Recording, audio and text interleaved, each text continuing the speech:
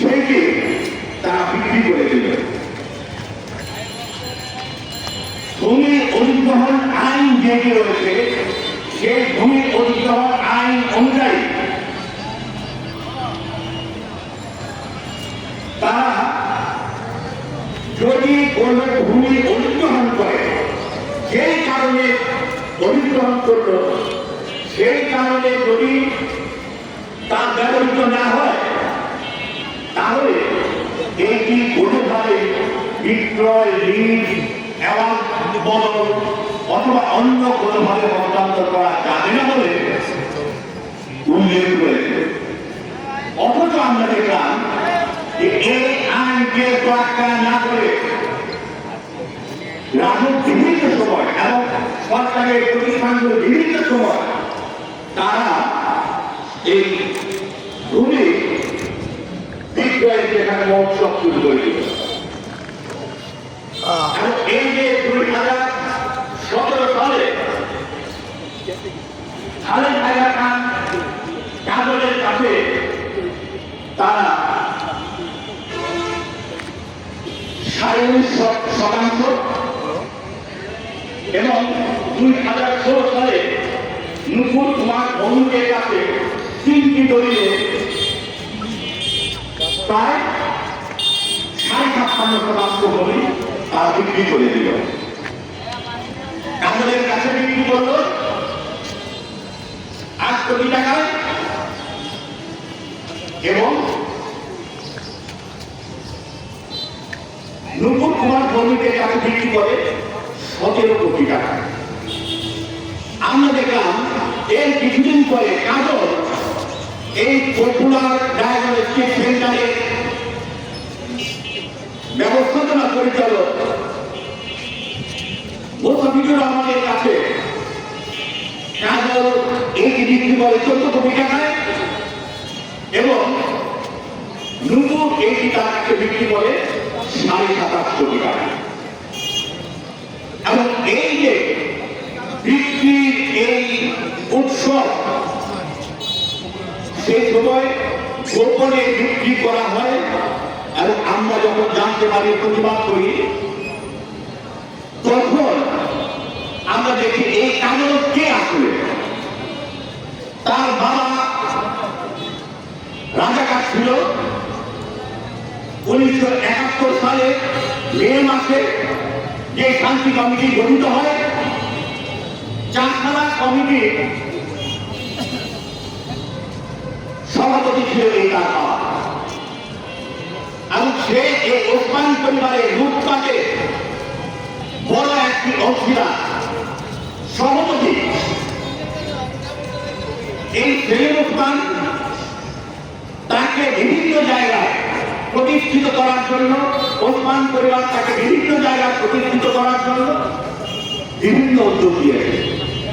চেম্বারে বসিয়েছে, রাইফেল ক্লাবে বসিয়েছে এবং তাদের এই লুটপাটের মহোৎসবে তাদের সাথে শত শত হাজার হাজার লুটেরা এই মাফিয়া চক্রে যুক্ত হয়েছে। আমরা দেখেছি যে এই যে ওসমান পরিবারের আত্ম একটা দৈনিক কাগজে দেখলাম যে এই চান্নাবাদ থেকে জোর জবরদস্তি টাকা লুটপাটের জন্য যে লিটন সাহাকে ইয়াং মার্চেন্ট অ্যাসোসিয়েশনের সভাপতি বানিয়েছিল সেলিম ওসমান, সেই লিটন সাহা এবং তার সহযোগী সুব্রত সাহা, সানি সাহা এবং বিপুল মন্ডল, এরা এই ওসমান পরিবারের চাঁদা তোলার জন্য নির্ধারিত সেখানে লাঠিয়াল বাহিনী। শেখ হাসিনা 2005-এ পালিয়ে যাওয়ার পরে কিছুদিন তার নাম ঢাকা দিয়ে থাকলো, আবার তার শপথে সেখানে ফিরে আসে। আমরা বলতে চাই যে এই যে লুটপাটের মহোৎসব, এর সাথে যারা যারা জড়িত, যে সিন্ডিকেট, এই সিন্ডিকেট এখনো নারায়ণগঞ্জে রয়েছে। শাহিন ওসমান, সেলিম ওসমানের বিদেশে টাকা পাচার করা মূল যে ব্যক্তি ব্যাংক কর্মকর্তা লিয়াকত আলী এখন সে বহাল তবিয়তে রয়েছে, ব্যাংকে সেখানে কাজ করছে। আমরা জানতে চাই কিভাবে এই সমস্ত খুনি লুটেরাকে সহযোগীরা এখনো পর্যন্ত বহাল তবিয়তে থাকে। সেই আফগান ওসমান নামে লাশের পর লাশ ফেলেছে, সে কিভাবে তার বোনের হাজব্যান্ড ইফতেখারে, পুলিশ কর্মকর্তা ইফতেখারে গাড়িতে সেখানে পালিয়ে যেতে পারে এবং কি কারণে এখনো পর্যন্ত ইফতেখার পুলিশে বহাল তবিয়তে থাকে এবং ইফতেখারের ভাই মাহবুব এখনো পর্যন্ত কুমিল্লাতে জেলার হিসেবে বহাল তবিয়তে রয়েছে। এই খুনিদের সহযোগীরা যারা গণহত্যা চালিয়েছে, হাজার হাজার ছাত্র সাধারণ মানুষকে হত্যা করেছে, এখনো পর্যন্ত নৃশংসতার সেই প্রমাণ দলিল বের হচ্ছে। এই নৃশংসতার সহযোগীরা তাদের পেটুয়া বাহিনীরা কিভাবে বহাল তবিয়তে থাকে। আমরা রাষ্ট্র সংস্কারের কথা বলছি, যারা সরকার গঠন করেছেন তারা রাষ্ট্র সংস্কারের বিষয়ে কথা বলছেন। এদেরকে বহাল তবিয়তে দেখে, এই মাফিয়াদের গডফাদারদের বহাল তবিয়তে দেখে কোনোভাবে রাষ্ট্র সংস্কার সম্ভব না। তাই আমরা বলতে চাই অতি দ্রুত এদেরকে গ্রেফতার করতে হবে। এর সাথে জড়িত যারা যারা রয়েছে নাম নামের এই গডফাদারদের সাথে মাফিয়াদের সাথে যারা যারা জড়িত রয়েছে তালিকা করে করে এদের সবাইকে আইনের আওতায় আনতে হবে।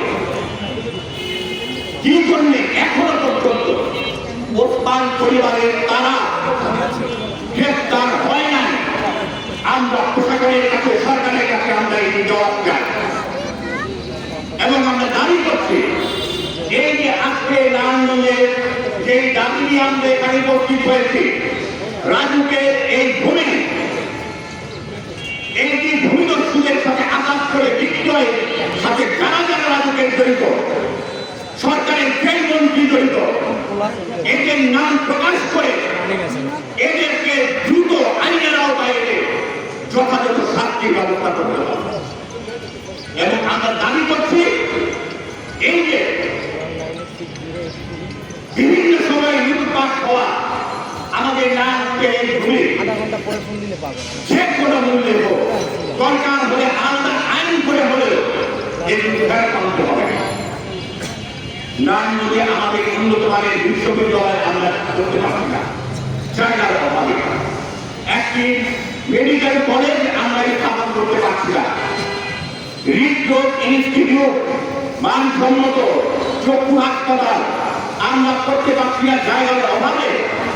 সেখানে এই গডফাদাররা যারা সরকার থাকলে মাফিয়া হয়, লাশের পর লাশ ফলায়, কাদা তুলে আর সরকার বদল হলে দেশ ছেড়ে পালায়, সেই মাফিয়াদের কাছে আমাদের এই নান্দ চুপি থাকতে পারি না। বছরের পর আমরা চাই এই মাফিয়াদের সহযোগী যারা রয়েছে এখনো পর্যন্ত না রয়েছে, আমরা তাদের দ্রুত গ্রেফতার দাবি করছি এবং মাফিয়াদের পক্ষে যারা রয়েছে এখনো পর্যন্ত কথা বলছে, আমরা তাদের বলতে চাই এই 24-এর যেই অভ্যুত্থান,